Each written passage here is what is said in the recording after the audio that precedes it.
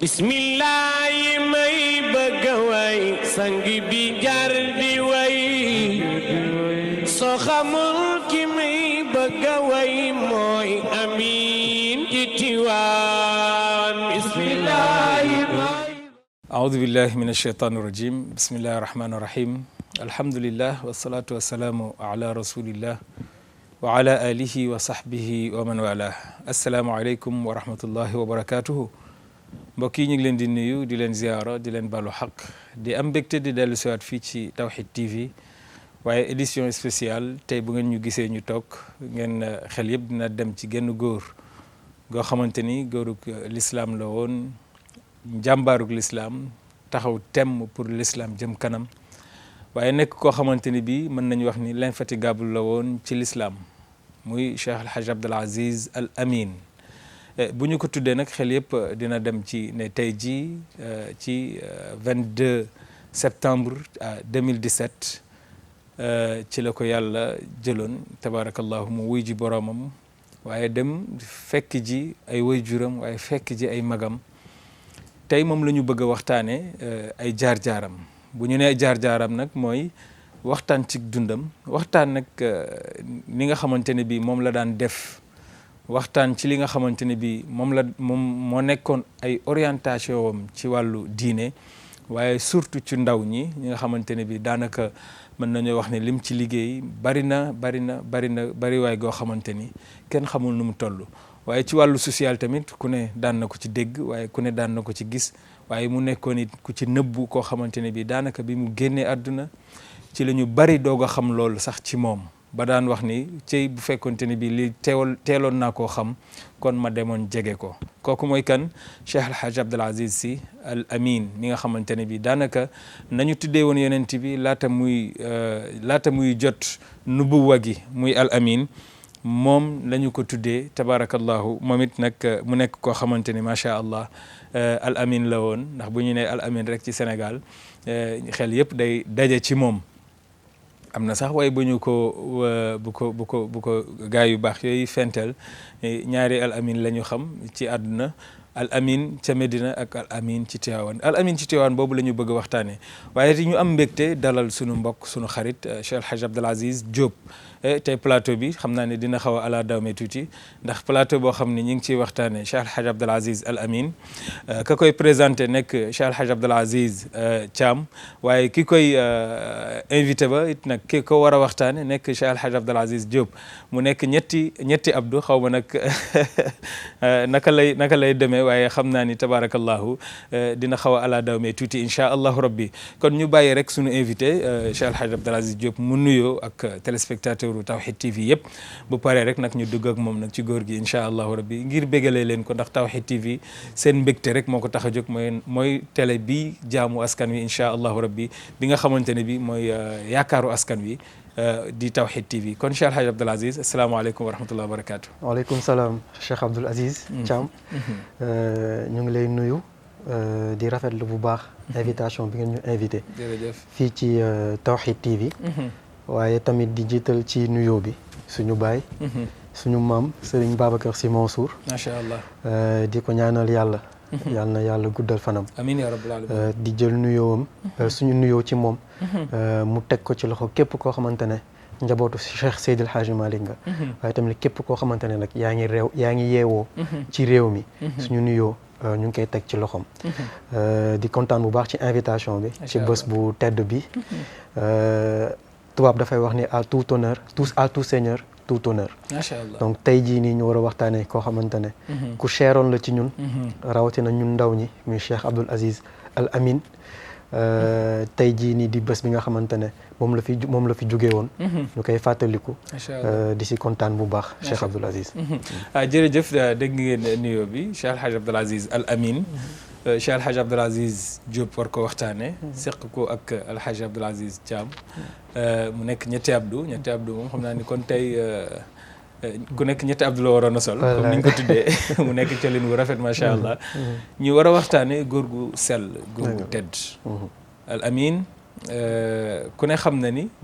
baatu Al Amin mooy ku ñu wóolu ki ña ngi ko tuddee woon Yonent bi sallallahu alayhi wa sallam laata muy jot nubuwa laata muy jot nubuwa kon kuñ fi tuddee al amin rek boo xoolee tur wi day delluwaat ci yonent bi sallallahu alayhi wa sallam muy Mouhamadul Amin. Mouhamadul Amin moomu tur boobu law ba tey tegu ci loxo koo xamante ni ku sell la woon ku jaamu yàlla gu mat sëkk la woon waaye nekkoon koo xamante ni bii nag ni ma ko waxee léegi l'infatigable la woon ci wàllu l'islam rawatina tariqa bi mu bokk di tariqa cheikh Mawlana cheikh Ahmad Tijani radiallahu anhu di tariqa tijaniya Abdoul Aziz Al Amin moom la ñu bëgg a xam balaa ñuy dugg la dëgg ci waxtaan wi incha allah moom mooy kan Serigne Abdou nag xam ko dina jafe ndax Serigne Babacar dafa am lu mu ñaanoon bi ko Maodo ji jox mission bi da ko ne ci benn charte laa koy teg te mooy ma nekk fi ba jógee fi te kenn du ma xam Serigne Abdou nag yaakaar naa ni ku xool trajectoire dundam yëpp ku làkku la woon waaw ku nëbb boppam la woon waaw feeñal ñi nga xamante ne ñoom ñooy ay kilifaam waaye pour xam Serigne Abdou nag il faut nga remonter tuuti ci histoire ndax nit ku nekk dafa am lu ñuy tuddee essence am maanaam fi mu jóge am naissance am waaye tamit am li nga xamante ne moom mooy mission bi nga xamante ne moom la doon dox soo jëlee si essence su Serigne Abdou mun nañu wax ni turam da ko indaale naka la indaalee turam Serigne Cheikh Tidiane Sy radiyallahu taala anhu al maktoum yàlla yàlla yokk leeram l'autre chose wallahi l'inconnu de la nation ndeysaan bi muy gane si àdduna dafa indaale turam fekk ne Serigne Babacar Sy jotoon na wax Alaaji Abdoul Aziz ne ko su ma amee doom bu góor de gannaaw bi ma tuddee Cheikh Mouhamadul Mansour yow laa koy tuddee allahu akbar waaye bi Serigne Cheikh ganese mu indaale turam waaw mu indaale turam wala qad wulitu wali ridan bi li wiladati fi manhaji tijaani bi mu indaale turam nag Alaaji Abdou ñëw ndar ne ko góor gi yaa ne woon soo tuddee Alhaji Mansour tuddee yonent bi man ngay tuddee ne ko maak yow de am na ku ñu ëpp loxo ku ñu weñ ku weñ suñu loxo ku ñu ëpp doole weñ suñu loxo man ak yow te mooy Seydina Cheikh Ahmed Tidiane mu ne demal ci xale bi nga xool ba mu demee mu gis ne kii dafa indaale turam allahu akbar waaw mu ne ko waaye nag kii di ñëw yow laa koy tuddee Serigne Babacar Sy lan moo ko wóor ne kii di ñëw góor la góor lay doon wallahi lan moo ko wóor ne dina amaat doom waaw mu ne ko kon kii di ñëw yow laa koy tuddee far yàlla def ki ñëw nekk góor mu tuddee ko Alhaji Abdoul Aziz allahu akbar moo tax Serigne Abdou ni Serigne Cheikh indaale turam moom it noonu la indaale turam ndax annoncé nañ naissance am laata muy judd waaye pour comprendre itam essence am ba tey foog nga delloo ko ci Maba Jaxu Ba ndax mooy maamam Maba Jaxu bi mu waree fetal jihaad ci ndégalu Cheikh Alhaji Omar al Fouti radiyallahu taala anhu jihaad bi mu waroon mujjee def yëgaloon nañ ne ko ni que si jihaad boobu lay dese waaye mu wax ki nga xamante ne moo di frère am ne ko dinaa fi jóge de ndax sama sëriñ bu tedd bi di Alhaji Omar al Fouti wax na ma ni ci jihaad bi lay dese allahu akbar bi mu waxee loolu frère am mu ne ko waaye am na ñaar ñoo xamante ne dinañ leen jàpp ay prisonnières lañ muy Selbé ak Thiou kenn ki ñoom ñaar ñëpp ay gëlawaar lañ waaye soo xoolee ci kenn ki mamelam bu gauche dina génnee deret soo xoolee ci Selbé mamelam bu droite dina génnee meew kii li ñuy buur lay jur waaye kële li ñuy nitu yàlla lay jur Selbé boobu nag moo jur ku ñuy wax Maramba boobu sëy ak Alhaji Abdoul Hamid Kane ñu am si soxna Astu Kane soxna Astu Kane moomu moo ñëw Tiwaawan si mission ak Serigne Babacar Sy ñu jur si Serigne Cheikh Tidiane Sy jur si Cheikh Abdoul Aziz Al Amin jur si Serigne Pam Malick ci wàllu góor ci wàllu jigéen ñu jur si soxna Zeynabu jur si soxna Umu jur si soxna Aminta Sy allahu akbar donc soo retracé ñoom seen histoire da nga xam ne mission bi soxna Astu Kane ñëwoon mottali kër Serigne Babacar Sy mu ngi ko jëlee ci Maba Jaxu Ba te proposition El Hadj Abdoul Hamid Kane la woon mag wax na ma ni soxna Astu bi ko balaa muy waaja balaa sëriñ Babacar di ko waaj a denc sëriñ Seydi Hadji Malick dafa wax sëriñ Babacar da ko jëlal Astu jeexalatee ma jël ko allahu akbar ko jeexalatee ma jël ko donc ñoom ñaar xamoon nañ seen mission lan la mu jël nag ñoom sëriñ Babacar si jël soxna Astu Kan ñu am si sang yi ma la tudd allahu akbar macha allah te sang yooyu Cheikh Abdoul Aziz ci la bokk donc su retracé histoire dëgg da nga xam ne ñii mission bi nga xamante ne donn nañ ko ci kër Seydi Hadji Malick donn nañ ko kër Serigne Babacar Sy ci yonente bi lañ ko donne ndax yonente bi yàlla daf ko digaloon mu fetal jihaad Cheikh El Hadji Omar Foutiyou yàlla digal ko mu fetal jihaad Maba Jaxu itam yàlla digal ko mu fetal jihaad ci ndigalu Cheikh El Hadji Omar al Foutiyou donc seen histoire loolu la Cheikh Abdoul Aziz foofu nga koy nattee pour mën a xam mission am dëgg lan la allahu akbar mu nekk kon une condition waaw ndax su ma juumul arab dafa am lu ñuy wax an nazaa muy condition condition boobu nag la ñu juddoo xam nga mënoon naa juddu si diggante Serigne Babacar ak Soxna Astu Kan nekk ku yaafus dëgg la di dundee barke sama ay wayjur sama wayjur sama maam waaw lii woykat yi di woy ni ko Maodo mu jur doy na cër waaw sëñ Cheikh ne foo leen koy teg Maodo mu jur doy na cër foo leen koy teg allahu akbar su la Maodo juree te amoo jom bi Maodo amoon nag waaw njureel bi du wàññi dara dina xaw a doy waar day xaw a doy waar ñoom nag ñu juddu si ñaar ñooñu ba pare dem nag uti ji jom bi nga xamante ne moom la ñu war a am pour mottalee ko seen judd mooy conscience bi nga xamante ne am nañ ko pour dem uti ji jom donc lële naissance la waaye lii nag renaissance la waaw naissance boo xamante ne c'est une naissance parfaite ndax xalifa cheikh moo ko jur xalifa yonente bi moo ko jur muy Serigne Babacar Sy waaye renaissance bi nag mu dellu ci une conscience seigneuriale mooy yoon bi nga xamante ne topp nañ ko te Serigne Babacar Sy du leen si ëpp jom Seydi Hadji Malick du leen ci ëpp jom ndax toog na gàmmu Abraar wax ni moom Serigne Abdoul Aziz Al Amin Serigne Babacar Sy ngi nii di ma dégg Seydi Hadji Malick ngeen na le di ma dégg mun nañ ma ëpp wilaaya waaye duñ ma ëpp jom allahu akbar loolu nag ku am une conscience seigneuriale moo koy mën a wax xam nga daanaka mooy fekk si lii Seydi Hadji Malick daan wax ni yonent bi daf may ëpp tànk rek waaye du ma nangu fu mu ko tegoon fa mu ko tegoon rek laa koy teg mukk xëy na mën na maa ëppale gën maa yaatule waaye nit ñi mën nañ koo dégg ni tànk bu mu tegoon la waaye fekk ni daf may wax ni du ma ëpp jom ci diine ji du ma ci ëpp jom Serigne Abdou nag loolu la xamoon loolu la xamoon moo tax mu topp tànk yi nga xamante ne moom la ay waajuram tegoon allahu akbar pour mën a fekk ji ki nga xamante ne mooy yonente bi sallallahu alayhi wa sallam donc ci gàttal macha allah essence su Serigne Abdou mun nañu wax ni est-ce que macha allah loolu macha allah kon ñu déggee ci sa biir wax ni Cheikh El Hadji Abdoul Aziz moom Al Amin nekk na koo xamante ne bi mën nañoo wax ni ku ñu tànn la kon nekk na koo xamante ni macha allah ku ñu bàyyi woon xel la koo xamante ni bi ci côté yëpp ma jàng tuuti rek ci sa biir wax ni nit bu ngeen bokkee sax ndey ak baay même bu ngeen bokkul ndey ak baay ngeen bokk baay kese dafa am warma gu feeñ ci diggante Serigne Babacar ak ay frère am nga gis ni tuddee na Alaaji Mansour di rakkam tuddee na Cheikh El Hadji Abdoul Aziz di rakkam waaye Serigne Cheikh ñëw indaale turam moom macha allah moom comme mi ngi noonu kon nga gis ni moom bokkut ak sax woon ñoom bokkul ak ñoom yaay bàyyi la bokk ak ñoom waaye fonk gi mu leen fonkoon bu tuddee leen doom parce que koo tuddee doom rek naw nga ko naw nga ay cëram ay jëfam naw nga it ak diineem naw nga ci li nga xamante ne bi ci la nekk tax nga tuddee ko doomam ndax nga tuddee ko sa doom kon Cheikh al Khalifa Aboubacar mi nga xam ni moo meññi Al Amin mii ñu war a waxtaane kon noonu la dundeewun ak ay rakam uuf leen mat leen sëkk bàyyi ay rakam tamit nangu loon ko lool macha allah ñu dugg si ci nangu googu nga xamante ni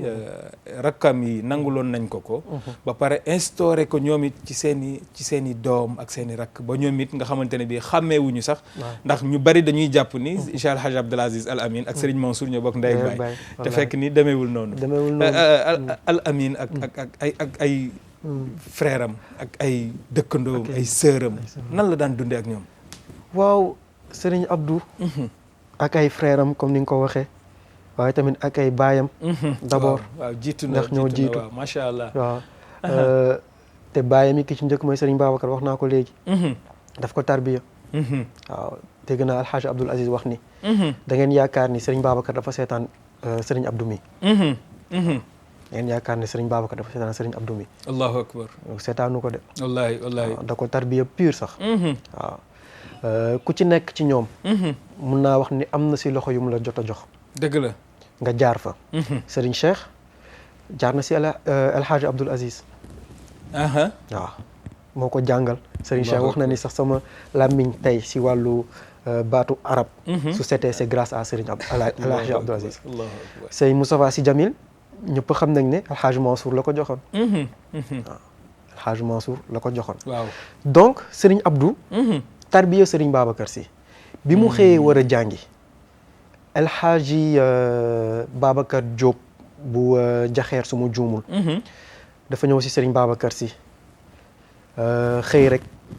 ubbi buntam mu ne voilà nii sax laa bëggee woon jotaay bi fekk alaaji Serigne Abdou ngi toog Serigne Babacar Sy ngi toog mu ne ko góor gi Cheikh Serigne Cheikh Tidiane Sy mu ngi si alaaji Abdou te lu mu mën dina ko def ci moom Serigne Moustapha Sy Jamil mu ngi si alaaji Mansour lu mu mën dina ko def ci moom Serigne Mansour itam mu ne ko bàyyi ko mu dem jàngi ndax ëllëg dafa war a wax ak jamono Serigne Babacar Sy ne ko ah wax nga dëgg de wax nga dëgg de wax nga dëgg de mu ne ko baax na ba Serigne Hadj Babacar Diop boobu dem mu ne Serigne Abdou mu ne ko Abdoul Aziz nee na ko xam-xam bunta la rek soo si tooloo dañ la koy ubbil nga gis ko allahu akbar waaw ko xam-xam buntu la soo si tooloo dañ la koy ubbil nga gis ko ne ko continuer sa tarbiya rek continuer sa tarbiya moo tax ngay dégg depuis 16 ans la nekk ci loxo Serigne Babacar Sy di ko defal daanaka besoin am yëpp Serigne Abdou moo nekkoon si service su Serigne Babacar à l'âge de 16 ans donc mu tarbiya way juram ba way juram defal ko loo xamante ne macha allah tey jii nii képp koo xamante ne ijaaza ñoom Serigne Cheikh ijaaza ñoom Serigne Mansour ku ci nekk ci ñoom Serigne Abdou moo bind sa ijaaza ci ndigalu Serigne Babacar Sy te ay magam lañu Serigne Abdou moo bind seen ijaaza Serigne Babacar moo ko jox ndigal pour mu bindal leen seen ijaaza après Serigne Babacar moo cacheté ijaaza bi. allahu akbar moom Serigne Abdou Serigne Babacar moo bind ci loxo boppam ijaaza waaw te loolu nga xam ne tarbiya moo ko may. waaw tarbiya moo ko may donc loolu mooy digganteem ak Serigne Babacar Sy gàttal bi may indi mooy digganteem ak Serigne Cheikh Tidiane Sy. bi Serigne Babacar Sy jugee. Serigne Cheikh mi ngi woon Dakar laata mu fi jóge mi ngi woon Dakar Serigne Abdou woo Serigne Cheikh ne ko jege sil ndax góor gi yaramam diis na bi mu ñëwee ñu teg ci quelque temps Serigne Babacar Sy ruuxam rot ndeysaan radiyallahu taala anhu Serigne Abdou paniqué paniqué Serigne Cheikh ne ko lii lan la Abdou Aziz mu ne ko góor gi ak ni fi jamono toll mu xëy dem nii ci suñuy loxo nan la ñuy def mu ne ko bu ko waxati mukk béjjaaw rek la yóbbu bàmmeel lépp mu ngi nii sama loxo allahu akbar mu ne ko kon jaayante naa ak yow bis ni ki tey mu dagg loxoom si benn papier tuur fa deret ne ko sama signature mu ngi nii sama diggante ak yow si sama jaayante moom Serigne Abdou Al Amin si digganteem ak Serigne Cheikh allahu akbar moo tax mu ne woon ñoom Serigne Moustapha gannaaw Serigne Babacar Sy seen papa rek laa am mooy sama Serigne gannaaw Serigne Babacar xooluma keneen moom rek laay xool kon nga gis relation mystique bi nga xamante ne amoon na ko ak Serigne Cheikh Tidiane Sy moo tax mu ne woon sama compagnon la moo tax sëñ Cheikh tamit waxoon ne ko Abdou mii xaw may atam moom la jur kenn waay waaye lu ma neex teg ko ngir jomam ku fi di mag baa ngay doom Abdou mii mooy sa kilifa allahu akbar ku ci xam loolu am sa yoon ku ci xamul loolu nag bàyyi mag sama rakk loolu la Serigne Cheikh seedal Serigne Abdou gannaaw bu mu ko tarbiyee mu jàppale ko ci mission nag ni ko kenn jàppalewul ndax moom rek moom moo njëkk jaayante ak Serigne Cheikh ak Serigne Cheikh gannaaw Serigne Babacar làqo gannaaw Serigne Babacar Sy làqo donc mu jaar foofu ak Serigne Cheikh bi ci des mooy moom ak Serigne Mansour waaw li mu ko wax Serigne Mansour moo ko njëkk ne Abdou mii moo ma sës sama rakk bi ma sës rëkk te du ma rëkk. ak a neexoon ndeysaan. waaw sama bi ma sës rëkk te du ma rëkk mu taxaw ci ziyaaru daara ji. bi fii Serigne Mansour jugee. mu ne leen ànd naa ak moom te musuma ko wor. allahu akbar. ànd naa ak moom te musuma ko wor. nee na musuma wor Serigne Mansour mu jàppale ko ci mission am. moom Serigne Mansour ci jamono bu xaw a difficile. allahu akbar. mu jàppale ko moom Serigne Mansour. ndax Serigne Mansour itam doomu soxna Astou Kane la. waaw. doomu soxna Astou Kane la il faut que ñu xam loolu. ndax soxna Astou Kane moo leen bokk yarandoo. wallaay waaw. moom Serigne Cheikh ñoom ñëpp moo leen bokk. moo leen bokk yarandoo. sëñ Abdou nee na bi soxna Astou Kane nelawee ñu toog si sàppe yi rongoñu Serigne Cheikh Tidiane Sy wadd. nee na mu kobos ko ne ko kenn du ko firi de. kenn du ko firi de. ndax Serigne Babacar Sy génn àdduna te manifesté woo ko ay rongoñ soxna Astou génn àdduna nga manifesté ko ay rongoñ mu ne ko waa Abdou sama xel dafa dem ci Mouhamadul Mansour ndax mu ngi soog a nekk njirim. allahu akbar. donc nga gis ne soxna Astou Kane moo leen juróon ñoom ñëpp. waaw moo leen juróon ñoom ñëpp. su mu juumul Serigne Cheikh wax na ko ci benn gàmmu mu ngi wax ni am na benn téere bu ko soxna Astou Kane joxoon boo xamante ne. daf leen boole woon moom ak Serigne Mansour. donc nga gis ne bàyyiwu leen woon ak seen bopp. waaw bàyyiwu leen woon ak seen bopp. moo leen yar donc noonu soxna Astou Kane meloon ak ni mu juree woon Serigne Mansour. te soxna Astou Kane juree noonu Serigne Abdou. noonu la Serigne Abdou jàppalee Serigne Mansour ci mission am. Serigne Moustapha Sy Jamil tamit wax na ko. macha allah te duut kenn woy na ko ba tey. ne ko yaay tampon. bi ne ci diggante ay wagon. di leen taxale nag mu nekk train. mu ne ko nag bul fi di géej. bul fi di géej. Serigne Moustapha Sy Jamil loolu la wax Serigne Abdou ne ko bul fi di géej. waaw ndax Serigne Cheikh ngi si ruqam. Serigne Mansour ngi si daaraam. mun maa ngi nii ci Dakar. donc soo fi géejee rek dina am lu rëcc suñu diggante. est-ce que waaw kon moom moo nekkoon buum bi leen leen liyee ñoom ñett. allahu akbar. moo tax mu ne ko yaay tampon bi ne ci diggante ay wagon taxale leen nag mu doon ay train. allahu akbar. digganteem ak Serigne Habib. Alhaaj Habib. radiyallahu taala anhu bu Serigne Cheikh Seydil Hadji Malick. wallaahi. seede bi ñu ciy def rek parce que jaar na si loxo Serigne Habib moom Serigne Abdou. moom Serigne Abdou. waaw Serigne Habib dafa xëy dénk ko xaalis. waaw dafa xëy dénk ko xaalis. nekkete xaalis bi Serigne Habib noté na sax référence yi mu dénk ko pendant xaw ma combien d'années mu xëy rek ne ko Abdou Aziz ana xaalis bi ma la dénkoon nekkete Serigne Abdou ëw na ko téere mu xëy rek génnee ko jox ko xaalis bi El Hadj Habib ubbi xaalis bi xool référence yi ne ko Abdou Aziz yow ko jub nga. ndeysaan. ne ko Abdou Aziz ku jub nga. allahu akbar. donc Serigne Abdou mun nañu wax ni c'était l'université de la droiture. rakku Serigne Babacar. rakku Serigne Babacar. Serigne Babacar nañu wax Serigne Habib mu njëkk jox addiya million Serigne Babacar. Serigne Babacar wallaahi ndeysaan. mu njëkk jox addiya million. moom Sénégal ñu bëri xamuñu ko malheureusement. macha allah. malheureusement. donc nga gis fi mu jaar ak ay baayam. fi mu jaar ak ay magam. macha allah ba si Alhaaj Abdoul Aziz. wallaahi waaw. ba si Alhaaj Abdoul Aziz boobu moom daanaka ñëpp fekkee nañ ko. bi ma ci témoignage bi ma ciy def rek mooy bi ma jëlee ci Zakaria Diaw. ancien directeur de cabinet bu Abdoulaye Wade. nee na bëri na lu ñu foog ne El Hadj Abdou Aziz moo ko réglé sax biir Tiwaan fekk ne ndigal la jox Serigne Abdou mu réglé ko. fekk temps yooyu Zakaria Diaw moo nekkoon préfet su ma juumul bu Tiwaawan. est-ce que. waaw Zakaria Diaw moom moo ma wax ni jàng naa ENA ba génn. école nationale d'administration. waaye Serigne Abdou moo ma jàngal naka la ñuy doxalee penc. te jàng na fële. te jàng na ENA ba ñëw école ba génn. allahu akbar. mu ne Serigne Abdou moo ma jàngale naka la ñuy doxalee penc diggante état ak këru diine yi ak société bi. allahu akbar. donc El Hadj Abdou moom Serigne Abdou. da ko tarbiye pleinement. moo tax mu wax ci moom wax yu rëy yi. est-ce que wallaahi. waaw da ngeen yaakaar ne Serigne Babacar la ko bàyyiwu ko. waaw ndigal laa ko jox moom it. waaw mu doxal ko ci lu bëri. te Serigne Cheikh moo ko ne dama jàppaleel suñu papa Abdou ndax man sama jot bëriwul. wallaahi ndeysaan. waaw donc tarbiye na ay magam. tarbiye na ay baayam ay waajuram waaye tarbiye na nag baayam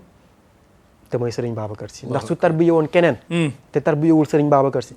dundam du sotti wallaay du sotti moo tax ku jaar ci Serigne Babacar jaar nga ci ñëpp wallaay jaar ku jaarul ci moom nag wallaay macha allah wax yi am na solo te it nag dafa nekk lu jar a jàngat mooy nekk ndaw terewul nga am jom à l'âge de 16 ans nga nekk ko ci sa waajur di ko doxal ay mission boobu mën nañoo wax ni kon Serigne Abdou Al Amine bi ñu koy tuddee à l'âge de 16 ans mu commencé woon nekk porte parole kër gi waajuram di koy yónni muy dem ak a ñëw di dem di andi kon li mu xam ci kër gi bari na tarbiwu na waajuram ba waajuram làqu Serigne Babacar Sy mu tarbiwu Alaaji Mansour ci diire bi mu def ci xilaafa gi donte ñaari fan la wala ñett diire Alaaji Abdou 40 ans yi mu nekk xalifa yëpp mu nekk porte parole am Serigne Mansour ñëw mu toppaat ci ginnaawam Serigne Cheikh ñëw mu toppaat ci ginnaawam ba yàlla nag teg ci loxoom xilaafa gi bi mu yoree xilaafa gi ñu bari maa ngi koy wax sànq bari na ñoo xamante ne bi seenug dund ci loxoom la nekkoon waaw te musu koo manifester musu koo wane musul wax ni ñi maa ko musul yokkat tamit ci di leen jox dépense journée déedéet waaw wàllu xilaafa nag ni ko mun nañu wax ni sax daanaka 6 mois la fi toog ndeysaan dëddu te mooy moo fi magoon waaw loolu la wax sax mu ne maa fi mag moom mooy li ma desee bëreetul ndeysaan li ma desee bëreetul waaw la Serigne Fallou waxoon rek radiyallahu anhu bañ ko ne yaa toog ci xilaafa gi yaa fi mag mu ne mooy yaa sës ci dee rek yaa sës ci dee rek donc xilaafa mun nañu wax ni mission boo xamante ne la dafa am ñaar inni jaayilun fil ardi xalifa ak yaa Daawda inna jaalnaaka xalifatan fil ard bii désignation la waaye bii responsabilité ci képp kuy jullit waaw képp kuy jullit ambassadeur nga ci mission wu yonent bi ñu désigner la ko ak ñu ñàkk la ko désigner ci sa comportement ci la ñuy xam ndax yow xalifa nga wala si dimension inni jaayilun fil ardi xalifatan ci lañ koy xamee beneen bi désignation la muy yaa Daawda inna jaalnaaka xalifatan fil ard donc bële désignation la muy cër boo xamante ne yàlla moo koy tànn ca ësal waaw raar na ku incarné wul xilaafa bi ci dimension ambassadeur xëy ñu tappal la cër bi ndax Serigne Cheikh dafa wax ni cër kenn du ko màggaale waaw kenn du ko màggaale nee na dañ koy judduwaale waaw gannaaw ba nga juddoo cër bi nag ci biir juddu boobu nga dox jom bi nga xamante ne comme ni ma ko waxee sànq ci diggante conscience bi ak condition bi nga dox jom bi nga xamante ne moo lay mën a permettre bu cër bi ñëwee itam fekk na la yow yaa ngi ci mission bi ba tey donc Serigne Abdou mun nañu wax ni mission am yëpp dundam yëpp mun nañu wax ni xalifa la ci ndax ku diggante kon mën nañu wax ne à l'âge de 16 ans à l'âge de 16 ans mi ngi ci xilaafa ndax mu ngi doxal mu ngi doxal wàllu cër bi nag ndax xalifa cheikh la waaw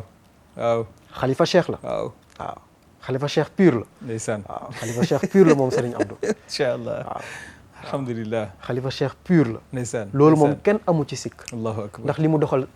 li mu doxal tarixa bi waaw donc ci loolu ngay xamee ni kii am na mission boo xamante ne teg nañ ko avant muy toog ci 6 mois xilaafa bi waaw 6 mois xilaafa bi te olof da ngay dem ba kii rek ñu ne yaa fi sos kon yow yaay falu waaw te loolu nag mun nañ wax ni am na lu ci xaw a tey luñ ci war a tey waaw ndax xalifa cheikh bokkul ak xalifa diw waaw diw moo fi jiitu mooy xalifa bokkul ak xalifa cheikh mbootu xalifa cheikh yàlla moo koy décider yonent bi moo koy décider cheikh moo koy décider Ali Harazim waaw nekk na xalifa fekk na cheikh mu ngi dund dëgg la Serigne Babacar Sy nekk na xalifa fekk Seydi Hadj Malick mu ngi dund allahu akbar dëgg la donc nga xam ne xilaafa boobu ak xilaafa bii ni mun nañu wax ni am na tuuti différence. te booy xool Seydi Hadj Malick nekk na xalifa laata muy gën a àdduna. moom beneen dimension la moom beneen dimension ndax ki ñu annoncé sa xilaafa avant te ngay ñëw juddoo gën a loolu nag moom beneen dimension allahu akbar allahu ko akbar beneen dimension la moo tax daal ñu xam ne moom fexe na ba inscrire ci inni jaa'ilun fil ardi xalifa waaye tamit fexe na ba ñu désigné ko si yaa Daawda inna ja'alnaaka xalifatan fil ard allahu akbar waaw moom macha allah ci dimension xilaafa bi macha allah am na solo moo tax baatu xalifa pour nit ki incarné ko mën ngaa bokk ci inna ja'alnaaka xalifatan fil ard loolu day fekk am lu yàlla namm ci jaam yi xam ni fii la ko mën a jaarale mu jaarale ko foofu ñu teg ko ci sa loxo bis biñ koy teg ci sa loxo nag da ngay yenu responsabilité boo xamante ni responsabilité bu rëy la boo ko xamul rek mën ngaa yàq ci sa dund lu bare bari moo tax ma ne léeg-léeg dañuy fooyee baatu xalifa da ngay gis koo xamante ne bii ku mel ni man rek ki mag ci sunu kër tey bu tey mën a waaw sunu xalifa kër a ngi nii waaw te fekk ni la tax mu war a nekk xalifa dëggantaan moom incarné wu ko léegi nag moo tax baatu xalifa boobu ñuy fowee di ko fowee moo tax mën naa wax ni ñi ngi jéem a wala boog mënuñoo yàq valeur bi mais booy xool instant bi ñu toll nii comme yàlla subhanahu wa taala dafa wàcc nit ñëpp pour ñu nekk xalifaam moom waaye nag booy xool Daawuda daf koo joxe innaa ja'alnaaka xalifatan fil ard léegi nag fil ard boobu bul jàpp ne rek ni sunu kër rek la wala fii rek la bu ñu lay yenee mission boobu adduna bi yëpp ba feneen fu bokkut ak sax dëkk ba nga dëkk da nga fa war a am loo fa incarné Cheikh El Hadj Abdoul Aziz ak nation sénégalais ak nation sénégalaise sénégalaise wallaahi waaw ni nga ko sànq da nga wax baat bu am solo nga ne il était l'infatigable wallaahi ndeysaan waaw musul tànqam lu diine musul tànqam lu tarixa waaye musul tànqam lu itam réew mi allahu akbar fu ko réew mi soxlaa taxaw na temm ngir génne leen ci situation bi nga xamante ne moom la réew mi doon dund et malheureusement ñu bëri nag dañu réeree woon loolu dañu jàppoon nii rek ni c'est un marabout politicien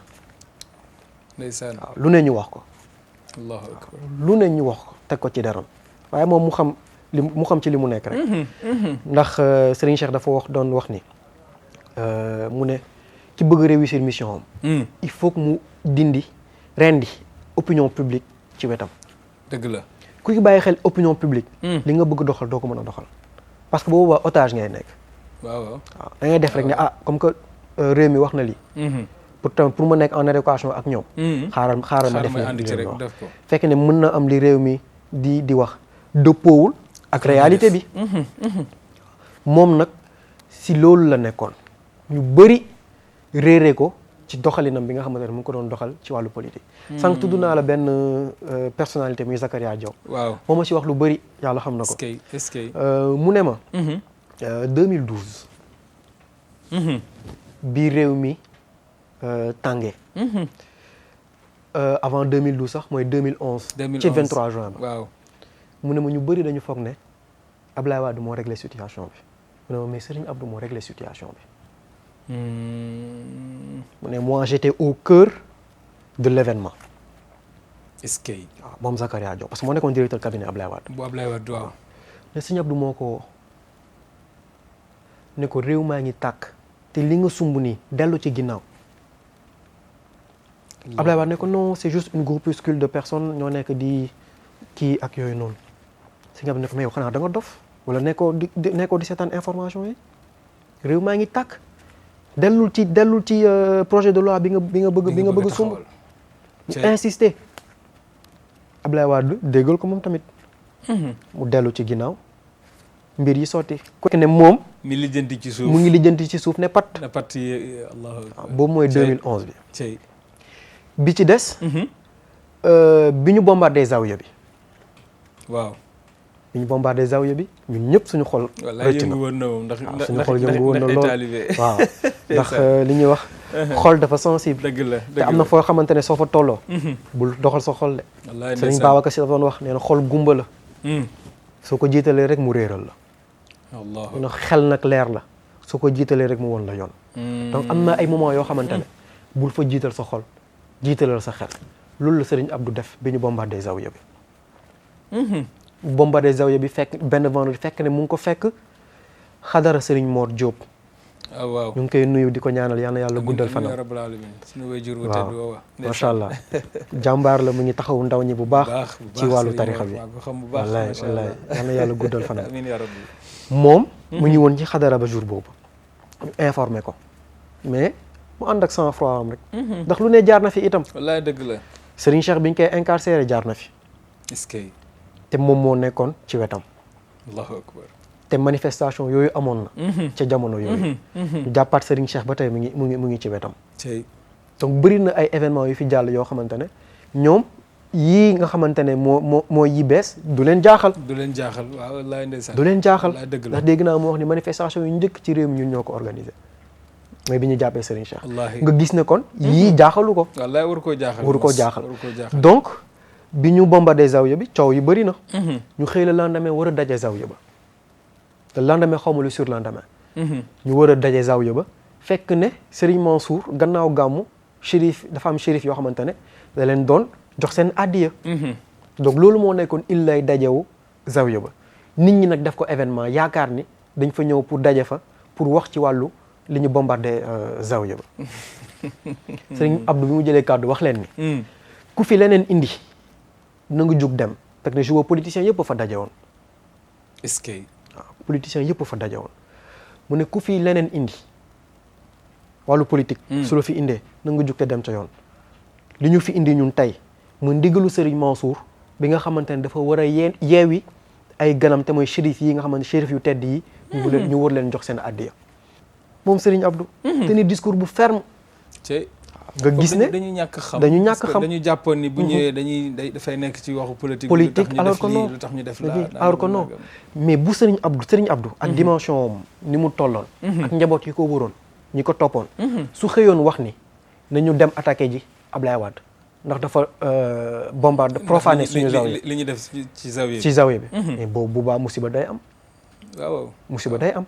mais il a été un sage. waaw boobu parce que bëgg na leen fàttale ni mooy kan li la wilaaya bi mu amee ba pare denc ko te jëfandeewu ko ba pare ñu koy teg lu nekk mu koy dégg di ko muñ donc mu gérer situation boobu avec sagesse ndax su amul woon sagesse leneen mun na xew ci jamono yooyu donc nga gis ni mu doon réagir sur le plan politique jàppale réew mi waaw jàppale réew mi Zakaria Diaw moom wax ba tey mu ne Serigne ki ni mu tudd Ablaye Wade da ko doon ñëw fekk ci appartement am ci Lamine Gueye wala boog Serigne Abdou da ko doon seeti saa yu ko seetsee Serigne Abdou dañu génnee 1 million jox Ablaye Wade allahu akbar ne ko buur soo koy seeti wala kilifa soo koy seeti da nga koy jox dara ñu bëri yaakaaroon nañ ni nag Ablaye Wade mooy tibb di jox Serigne Abdou waaw fekk na Serigne Abdou moo doon génnee 1 million di ko jox pour barkeeloo ko mu ne musuñu toog ñoom ñaar ba Serigne Abdou waxtaanee ak Ablaye Wade intérêt personnel am Zakaria Diaw moo ma ko wax musuñu waxtaanee intérêt personnel intérêt réew mi rek lañ doon waxtaane ba ci intérêt Tiwaawan du ko waxtaane ak moom te ñoom ñaar amoon nañ ay relation yu particulière lu nit ñi teg seen bët te ñu teg seen bët mu jàppale ko waaw mu jàppale ko donc nga gis ne moom daal homme de principe la woon wallaahi ndeysaan wallaahi homme de valeur la woon waaye faalewul woon itam opinion publique lu nit wax yaa xam waaye moom li muy doxal xam na ko te boo leen toogee ba wéet nga xam ni kii li mu doon doxal daal loolu la suñu arrangement la président Mame Ousmane moo ma ko wax nee na dañu toog am benn xale ñu waroon dem ziar am benn xale bu jigéen bu waroon ànd ak ñoom leen dañoo dugg si sëñ Abdou waxtaan ba pare rek sëñ soxna si commencé di jooy yu metti yu metti ñu ne ko lan la mu ne dañ ma nax rek mu ne dañ ma trompé ñu dañ ma doon wax si moom yëpp dara du ci dëgg allahu akbar mu doon wax ci moom dara du ci dëgg